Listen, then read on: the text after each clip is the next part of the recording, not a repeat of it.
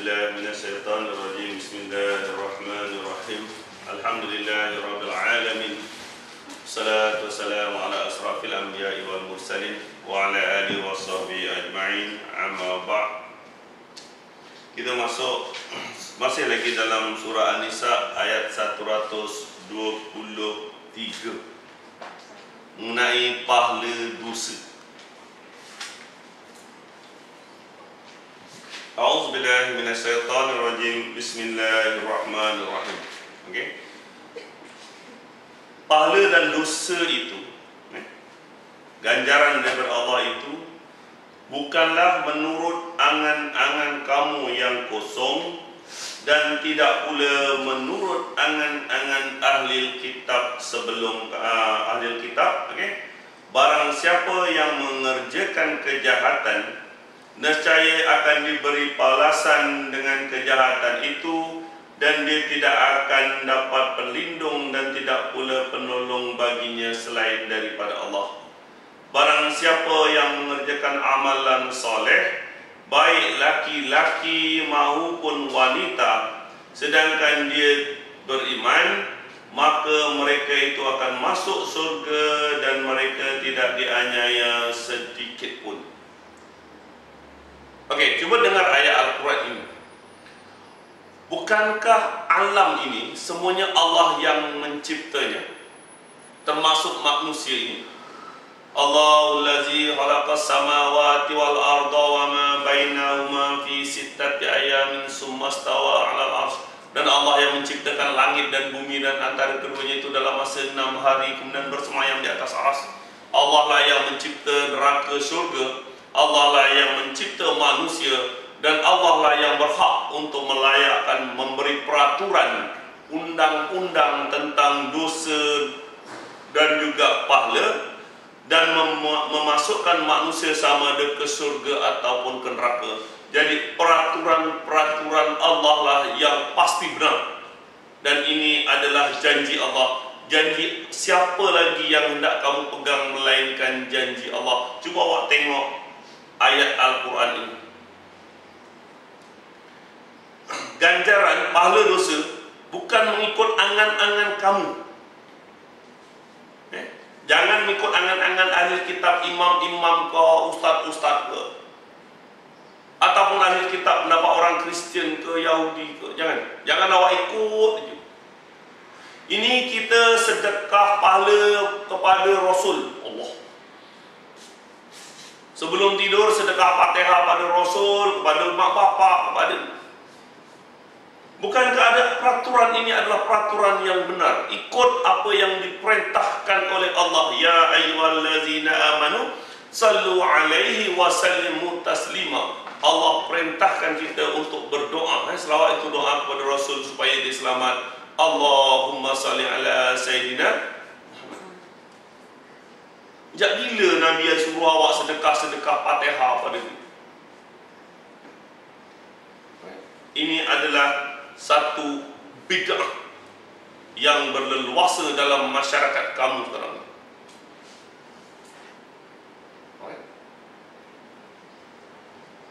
Tiap-tiap sebelum tidur sedekah Fatihah, sedekah itu, sedekah ini, sedekah surah Yasin dan sebagainya. Mereka dusta terhadap ayat-ayat Allah. Mereka hanya zon saja. Pahala boleh sedekah, dosa boleh? Tak boleh pula. Kan senang. Pahala boleh sedekah, dosa kita buat maksiat, sedekahkan pada Fir'aun. Senang kan? Ikut fatwa sendiri je. Itu bukan fatwa petua. Oleh kerana masyarakat kita jahil Al-Quran, maka mereka tidak mau mendengar Al-Quran lagi. Dibacakanlah ayat Al-Quran yang jelas begini dan banyak tempat di dalam Al-Quran lagi, maka mereka terlalu sukar untuk menerima. Tengok peraturan dari Allah. Ini adalah undang-undang daripada Allah. Kalau kamu tak nak terima juga, tak tahu lah. Kafir kamu.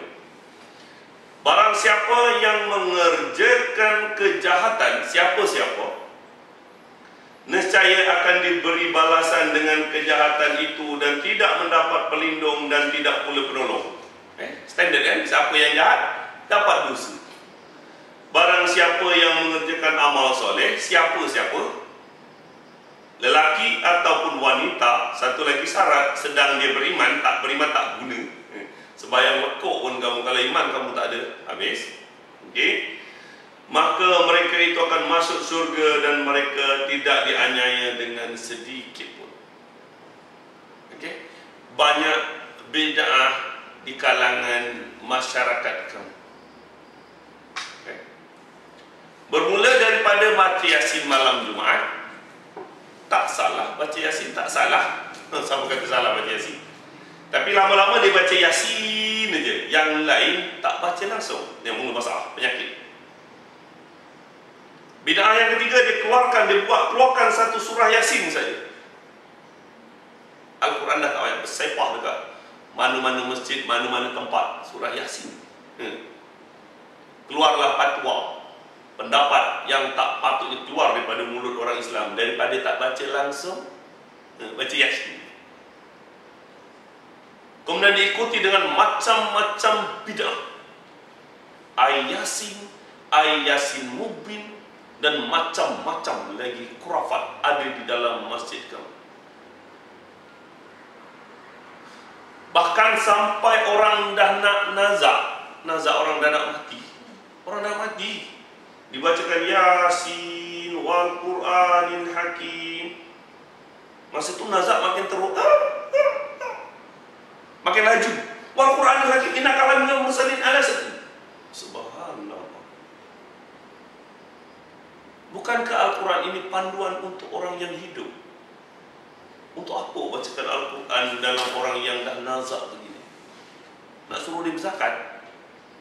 Nak suruh dia sembahyang?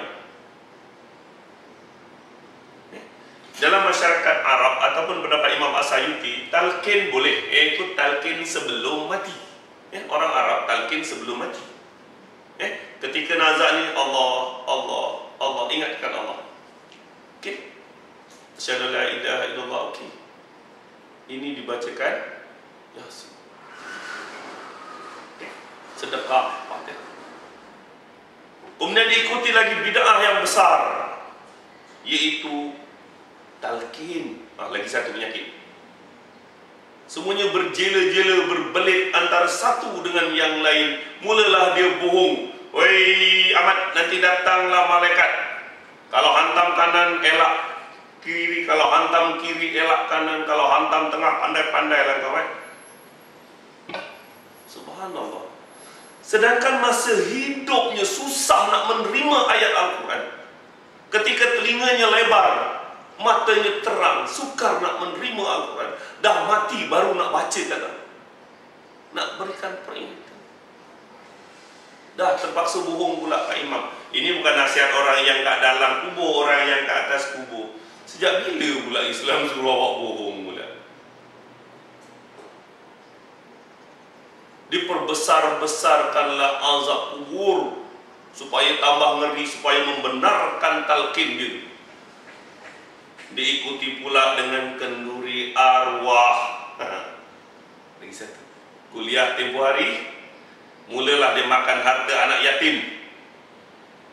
Harta faraid yang patutnya dibagi mengikut apa yang diperintahkan oleh Allah dalam Al-Quran, dia buat kenduri 7 hari 7 malam. Macam pesta. Depan rumah tak cukup, ada jalan rumah kecil, pasang kemah.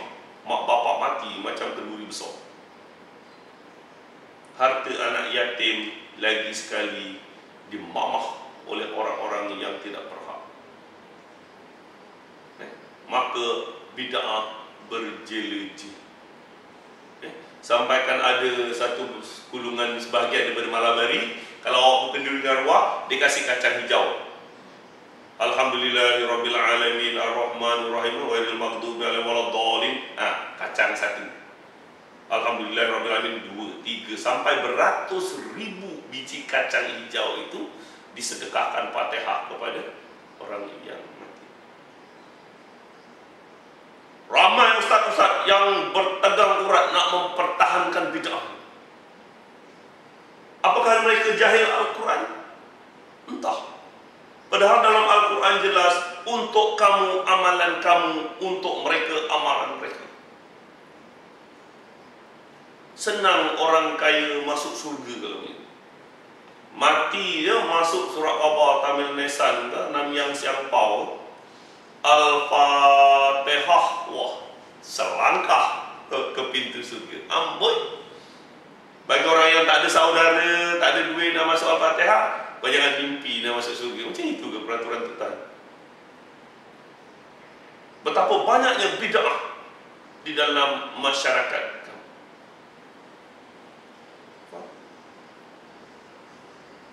Dah lama-lama oleh kerana tragis dibesarkan mengenai azab kubur, bid'ah tu dah kubur pula dipasang kotak. Punyalah besar kotak-kotak di atas kubur. Tak cukup dengan kotak simen, pasang marble dari Itali. Masa mak bapaknya hidup, jangankan nak pasang marble kat rumah mak bapak kat kampung, nak balik kampung pun tak. Bila mak bapak dekat kubur, kuburnya dihias bagaikan kubur Cina. Ada sofa atas bukit. Seolah-olah kalau kamu tak ada 10,000 jangan mati. Kenduri arwah dengan kubur. Kalau awak tak ada 10,000 jangan mati. Begitulah masyarakat kamu. Tapi doktor yang boleh kubur tak bayar. Itu perkhidmatan saja. Kalau dia upah bayar tu tak adalah masalah apa sangat. Tetapi bukanlah awak sampai buat atas kubur tu macam istana. Dah lama-lama kubur penuh. Jabatan Agama merayu siapa-siapa nak infakkan tanah untuk buat kubur penuh. Padahal dekat Bakit tu daripada zaman Rasul sampai sekarang boleh digunakan kubur. Bila dah cantik, mulalah datang syahdu konon. Pagi raya orang meriah nak sambut raya, dia menangis dekat kubur. Allahu Akbar. Mak Gian jual RM10 bunga, dia tabur atas kubur. Mak Gian paut balik, masuk plastik balik, jual lagi RM10, tabur lagi. Dia kata dari Islam. Punyalah banyaknya bid'ah dalam kamu. So, kamu ingat, ini adalah peraturan daripada Allah. Barang siapa yang buat kejahatan, kamu akan menanggung kejahatan itu. Kalau kamu buat kebaikan, kamulah yang akan mendapat ganjarannya, bukan orang lain. Kadang-kadang dibesarkan hadis. Hadis, kadang ada hadis hasan, hadis maudhu', dhaif, hadis ahad, mutawatir dan sebagainya.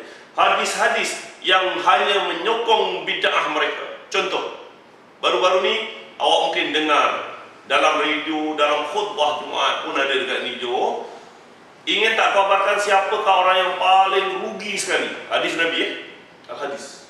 Orang yang paling rugi, Nabi kata orang yang paling rugi adalah orang yang banyak amalan, tetapi dia menyakiti saudaranya. Besok dekat akhirat, pahala dia disedekahkan kepada orang yang disakiti. Oleh kerana pahalanya habis, dosa orang yang disakiti diambil kepada dia. Dia datang pahala banyak, las-las penuh dengan dosa. Itulah orang paling rugi. Itu daripada hadis. Soalannya, kenapa tak rujuk dari Al-Quran? Kenapa kamu besarkan hadis? Bukankah dalam Al-Quran misalnya, barang siapa yang berat timbangannya, untunglah dia. Barang siapa yang ringan timbangannya, nerakalah jawabnya. Mizan, Al-Quran jelas. Kalau awak dosa menyakiti orang lain, tak payah ambil dosa orang lain. Dosa menyakiti sendiri, timbang aja lah. Apa kena ambil dosa orang lain? Cuba awak tengok dalam surah Al-Kahfi. Surah Al-Kahfi, surah yang ke-18 ayat 103. Dia besarkan hadis hanya untuk membenarkan bid'ah dia. Kita tengok apa dari Al-Quran. Kalau tadi daripada hadis, sekarang dari Al-Quran. Kalau ada perbezaan antara hadis Al-Quran macam ni, ikut dari Al-Quran. Mungkin kita tunggu dulu. Jangan kita tolak hadis, jangan kita terima bulat-bulat hadis. Mungkin kita sendiri yang kurang faham tentang hadis itu. Kita tengok apa yang dari Al-Quran. Siapakah orang yang paling rugi? Bukan orang yang sedekah pahalanya kasihkan orang lain dan sebagainya. Kita tengok ayat 103. Katakanlah. Allah perintahkan Rasul untuk katakan, dan Rasul pun katakan. Dan ini pun hadis Rasul sebab keluar daripada mulut Rasul. Ini kalam Allah dan disampaikan oleh mulut Rasul. Saya sampaikan kepada kamu daripada ayat 103 surah Al-Kahfi. Apakah akan aku beritahu kepada kamu tentang orang yang paling rugi amalannya? Nah, ini Allah beritahu Siapa orang paling rugi amalannya? Yaitu orang yang telah sia-sia perbuatan amalan di dalam hidup dunia, sedangkan dia menyangka bahawa mereka berbuat sebaik-baiknya. Dia banyak amalan, bukan tak amal, bukan tak semayang pun. Dia banyak amal. Dia sangka amalannya banyak. Mereka itu adalah orang yang kufur terhadap ayat-ayat Allah. Orang yang paling rugi, yang pertama adalah orang yang kufur akan ayat-ayat Allah. Dia tak percaya Al-Quran. Kalau kamu ulang balik, fa inna ma yasarna al-Qur'ana bil lisanika la'allahum yatazakkarun. Kalau kamu tidak membaca terjemahan Al-Quran, kamu tak akan faham. Lain orang Arab. Bila kamu tak faham, macam mana kamu nak percaya? Kamu tidak akan beriman. Senang cerita. Kalau kamu tak baca terjemahan, kamu kafir. Macam mana awak nak faham? Macam mana awak nak beriman? Orang yang paling rugi yang pertama adalah kerana mereka kufur akan ayat-ayat Tuhan mereka dan kufur terhadap perjumpaan dengan Allah. Dia tak percaya hari kiamat. Kalau kamu tak percaya Al-Quran, macam mana kamu nak percaya dengan hari kiamat? Main agak-agak aja. Maka hapuslah amalan-amalan mereka, dan kami tidak mengadakan penilaian bagi amalan mereka sedikit pun di hari kiamat. Ini orang yang paling rugi. Nah, kadang-kadang hadis ni kan macam-macam. Hadis ni kadang-kadang cuma kias saja. Ada hadis hasan je. Berkahwin adalah sunahku. Barang siapa meninggalkan sunahku, bukan gulunganku. Tak adalah maksud tak kahwin tu bukan Islam. Bukan gitu kan. Anak-anak adalah seperti kain putih. Mak bapak lah yang menjadikan Yahudi, Majusi atau Nasrani. Kalau anaknya jadi Kristian, salah mak bapak ke? Tidak kan. Kan cuma maksudnya hadis hasan, didik anak awak baik-baik je. Kalau soal kahwin tadi, pergi kahwin lah. Itu je. Tak adalah maksud dia awak tak kahwin itu kafir. Tetapi apabila hadis ini dibesarkan, Al-Quran ditinggalkan. Itu yang paling menyedihkan dalam masyarakat kita.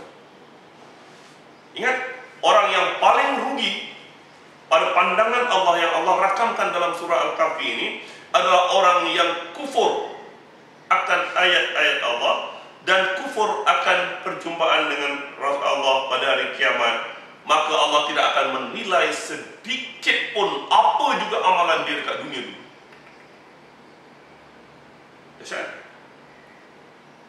Demikianlah. Itulah balasan mereka, yaitu apa? Neraka. Disebabkan kekufuran mereka dan disebabkan mereka menjadikan ayat-ayatku dan Rasulku sebagai ulu-ulu. Dijadikan ayat Al-Quran ulu-ulu. Surah Al-Fatihah ditulis bentuk macam orang sembahyang. Ayat Al-Quran boleh buat tangkal sana sini. Al-Quran bukannya jadi panduan. Padahal dia tahu Al-Quran itu panduan. Aku tinggalkan kamu dua perkara. Hadis ini ramai yang hafal. Kamu tidak akan sesat selama-lamanya selagi kamu berpegang pada keduanya, Al-Quran dan As-Sunnah. Tetapi tahu sekadar, tahu saja, tidak diamalkan. Ingat, berapa banyak bid'ah dalam masyarakat kamu. Itu baru dalam hal faham? Untuk kamu, amalan kamu. Untuk mereka, amalan mereka. Awak buat jahat, dapat dosa. Awak buat baik, awak dapat pahala. Senang kan? Adil kan? Maha adil Allah. Alright? Faham? Ada apa nak tanya setakat ni? Ada apa nak tanya setakat ni? Kita tengok azab kubur. azab. Oleh kerana nak membenarkan bid'ah talqinnya, maka diperbesar-besarkanlah azab kubur itu. Macam-macam awak dengar tentang azab kubur. Dihempitlah maka bertindih berselirat tulang selangka. Maka dipukullah sehingga terbenam 7,000 hasta, dipatok ular dan sebagainya, untuk bagi ngeri. Ketahuilah oleh kamu bahawa azab kubur tidak ada di dalam Al-Quran. Tidak ada ayat Al-Quran yang jelas mengatakan adanya azab kubur, adanya malaikat mungkar dan nakir. Tidak ada. Tidak ada. Demi Allah, kalau azab kubur itu penting, sudah tentu Allah rakamkan di dalam Al-Quran ini. Awak carilah, selagi Al-Quran yang awak ada, nescaya tidak kamu temui mengenai azab kubur yang jelas. Ayat mutasabiah orang yang nak sesat tadi, ditakwil-takwilkan ayat yang tak ada kena-mengena dengan azab kubur. Okay. Azab kubur hanyalah berpandukan dengan hadis, memang daripada Bukhari Muslim, dan dia hanyalah diriwayatkan daripada Ibnu Mu'aibah. Siapa dia Ibnu Mu'aibah? Azab kubur daripada Ibnu Mu'aibah, iaitu seorang kulit hitam daripada Ethiopia, Abyssinia. Dialah yang menemani Nabi ke Baqi' beberapa hari sebelum Rasulullah wafat. Dia kata, ini dia kata. Ini hadis ahad, hadis yang tak kuat. Bukan ramai yang dengar, kalau dia bohong lah dia. Sebab dia asalnya orang Kristian, dia datang daripada Abyssinia. Pengaruh-pengaruh Kristian barangkali meresap, wallahu alam, kita pun tak tahu. Dia katakan Nabi petik daun kurma, dicocokkan, dipacakkan kepada 2 kubur. Dia katakan orang yang di dalam kubur ini tengah diazab. Yang satu kerana menghina saudaranya, menyakiti saudaranya, dan yang seorang lagi dia tidak beristinja. Mudah-mudahan dengan daun kurma ini akan mengurangkan azabnya selagi masih hijau. Kalau benar Rasulullah buat pacak daun kurma atas kubur melegakan azab orang di kubur, sudah tentu orang-orang Arab buat benda itu pacak dalam. Tidak pernah kamu lihat di atas Baqi' ke orang pacak. Hadis ini hadis ahad saja. Awak tinggalkan saja. Dia tidak menambah iman dan dia tidak merosakkan iman kamu. Kita cerita azab yang ada di dalam Al-Quran. Itu lebih penting dan itulah yang benar-benar berlaku. Apa yang Allah rakamkan. Cuba tengok surah As-Sajdah. Surah yang ke-32, ayat yang ke-21. Kita cerita azab yang benar-benar wujud. Kalau tanya azab kubur ni, ada ulama tak setuju, ada yang setuju. Macam-macam, siapa yang diazab roh, pembohong, roh ada tulang selangka, banyak pertikaikan mengenai azab kubur ni. Okay. Kalau awak tengok dalam surah Al-Isra ayat 85, apabila hamba-Ku bertanya tentang roh, katakan roh itu urusan Allah. Jangan nak mandai-mandai. Roh ada tulang selangka lah, roh mati jadi hantu lah. Alright, cuba tengok surah As-Sajdah. Kita cerita azab yang Allah rakamkan di dalam Al-Quran. Ini memang benar berlaku. Tengok ayat 21. Wala nuziqannahum minal azabil adnani minal azabil akbari la'allahum yarji'un. Sesungguhnya, pasti kami akan merasakan kepada mereka sebahagian azab yang kecil dekat dunia, sebelum azab yang lebih besar. Mudah-mudahan mereka sempat kembali. Ini azab dekat dunia. Ada azab dekat dunia. Kalau kamu curi, mungkin kena tangkap, kena pukul orang dan sebagainya. Kalau kamu aniaya orang pun awak dapat azab di dalam. Allah boleh datangkan apa juga makhluknya sebagai azab tentera-tenteranya. Tak semestinya dengan kena tangkap penyamun. Kadang-kadang Aedes, sudah cukup untuk kamu merana. Kadang-kadang dibelikan harta yang banyak untuk kamu, makan banyak-banyak, kencing manis, insulin, dah macam-macam rosak pun azab daripada Allah. Sesungguhnya Allah akan rasakan sedikit azab dekat dunia sebelum azab yang lagi besar. Baik-baik. Azab kat dunia ni kecil je. Awak jangan rasa takut. Sebelum azab yang lagi besar, mudah-mudahan atas rahmat Allah, Allah kasih azab tu supaya apa? Supaya sempat kamu bertaubat, supaya sempat kamu kembali. Ayat ini jelas bahawa ada azab di dalam dunia ni. Semasa kita hidup, kita boleh mendapat azab. Okey? Itu azab yang pertama. Kita cerita azab yang kedua, iaitu azab ketika sakratul maut. Ada azab. Ini jelas. Wan-nazi'ati gharqa wan-nasitati nasta was-sabihati sabaha was-sabiqati sabqa.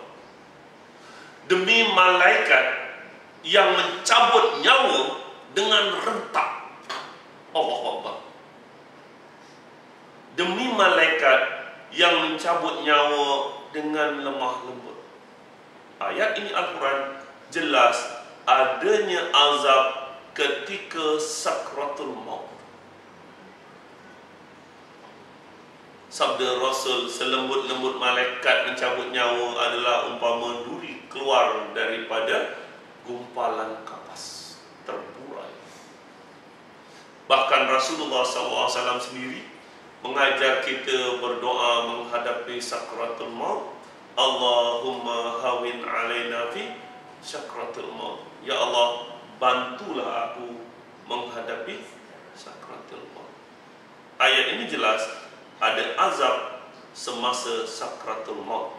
Tak kira sama ada kau mati di bom, ataupun kau mati kelanggar kereta, atau main badminton mati, ataupun mati ke hospital pakar dengan 7-8 pakar dan sebagainya. Azab ini hanya kamu yang merasa, kita yang merasa. Cuba awak tengok satu lagi azab yang Allah rakamkan di dalam surah Al-Qiyamah ayat 26. Ini azab semasa sakratul maut.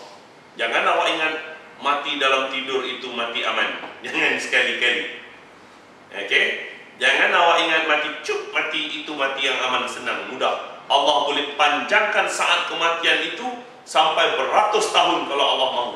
Seperti mana Ashabul Kahfi yang hidup dalam gua tidur selama beratus tahun. Jadi walaupun awak nampak mati, senang kan? No.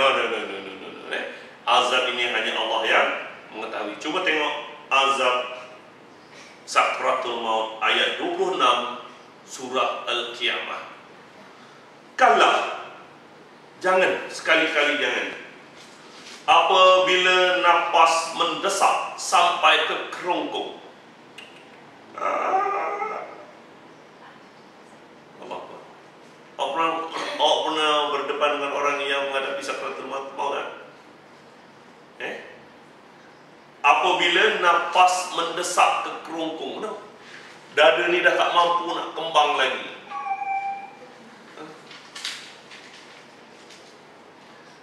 Dikatakanlah kepadanya, siapakah yang dapat menyembuhkan kamu? Mana air Yasin, mana tangkal awak dulu, mana doktor-doktor pakar jantung, pakar apa yang kanan kiri awak?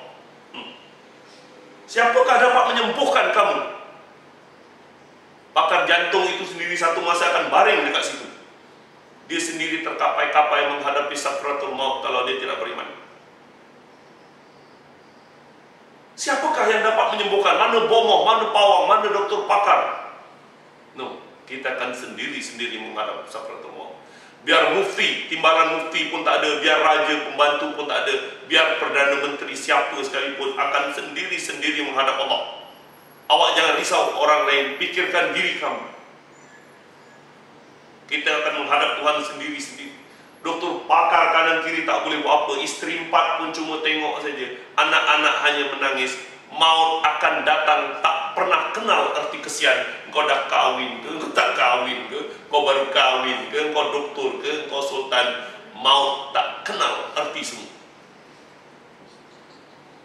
Okay? Siapakah yang dapat menyembuhkan kamu? Dan dia yakin sesungguhnya itu adalah saat perpisahan. Bertautlah betis kiri dengan betis kanan. Allah gambarkan betapa sakitnya menahan sakratul maut. Cuba awak renungkan sebentar. Ketika mendesak, tak ada siapa yang boleh tolong pada saat itu. Itulah awak pasti saat perpisahan, sakratul maut. Kepada Tuhanmu pada hari itu kamu akan dihalau. Kerana apa? Cuba tengok. Bukan semua orang yang diazab ini. Cuba tengok ayat 31. Dan dia tidak mau membenarkan. Dia tidak mau membenarkan Al-Quran dan Rasulullah. Yang dibesarkan cuma bid'ah-bid'ah mereka. Dan tidak mau mengerjakan solat. Baik-baik. Baik-baik awak. Jaga solat. Jangan awak ingat mati dalam tidurnya, mati senang. Nah, tolong jangan ingat. Jangan awak ingat mati kena boom, mati terus Allah azab. Itu badannya. Okay? Alright. Allah rakamkan apa yang berlaku dalam jiwa orang itu. Okay? Mereka tidak mau membenarkan Allah dan Rasul dan tidak mau mengerjakan salat, tetapi dia mendustakan dan berpaling, kemudian berpergi kepada ahli-ahlinya dan berlagak sombong. Dia balik kepada geng-gengnya. Apabila dibacakan Al-Quran, ini Wahabi, kita Syafi'i. Sombong. Alright. Now, kita sudah rakamkan dekat sini. Di dalam Al-Quran ada azab dekat dunia dan ada azab yang cukup mengerikan dalam sakratul maut ini, yang Allah rakamkan khusus dalam surah Al-Qiyamah. Ini adalah satu tempat surah Al-Qiyamah inilah yang merakamkan saat-saat sakratul maut yang lengkap saja.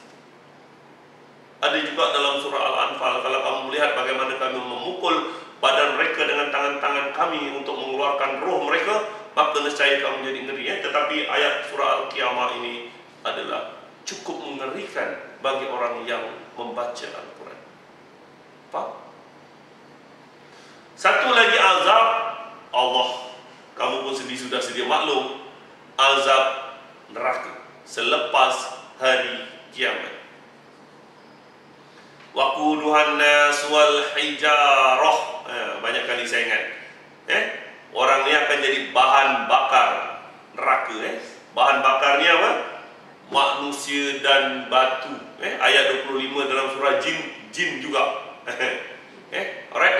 Jadi ada 3 bahan bakar api neraka. Allah tak sebut ada gas ke, kayu api ke, tidak. Bahan bakarnya manusia. Bayangkan kalau kita sendiri yang dibakar, mengeluarkan api, membakar orang di atas itu. Orang yang di bawah kita terbakar, kemudian mengeluarkan api, membakar kita. Jadilah kita antara api atas dan bawah. Wa ma adraka mal hutamah narullahil muqarratul lati tattali'u 'alal afidah. Mereka, api itu dinamakan oleh Allah, membakar, mendidih otak dan pada ruang yang tertutup, padahal mereka terikat pada tiang-tiang yang panjang macam sate. Faham? Ayat 56 daripada surah An-Nisa. Dan apabila hangus kulit mereka, akan kami gantikan kulit yang baru. Supaya mereka menerima azab. Wala yamutu fiha wala yahya. Dibakar, tak hidup, tak mati. Azaban qoriba, tak ada apa yang ditambah melainkan azab. Tak cukup ngeri ke azab yang Allah rakamkan di dalam Al-Quran? Alright, so mulai hari ini awak tahu yang pertama daripada ayat 123 awak kena pegang, sebab itu adalah dari Al-Quran, bahawa untuk kamu adalah amalan kamu sahaja Awak tak perlu nak sedekah Fatihah ke, sedekah pahala orang lain ke, sedekah dosa awak pada Fir'aun ke, untuk kamu amalan kamu. Jelas Okey. Awak tinggalkan bid'ah-bid'ah yang berselerak dalam masyarakat kamu. Awak jaga diri kamu baik-baik. Tak ada siapa yang tolong kita. Kitalah dengan amalan kita menghadap Tuhan. Faham? Alright. Awak tinggalkan azab kubur, sebab tidak ada satu ayat Al-Quran pun yang mengatakan adanya azab kubur. Tidak ada satu pun. Kamu ceritakan apa yang ada di dalam Al-Quran, azab dekat dunia, azab sakratul maut, dan juga azab selepas mati, neraka Jahannam. Okey? Faham? Alright. So ada apa nak tanya daripada ayat 123, ayat surah Al-Qiyamah tadi, ada apa nak tanya mengenai Al-Quran? Ada apa nak tanya mengenai Al-Quran? Jadi memang betul lah doktor, memang kalau kita dah meninggal memang tak ada azab kubur. Benda tu was-was, tidak ada nas. Awak tengok surah Yasin. Surah Yasin ayat 51.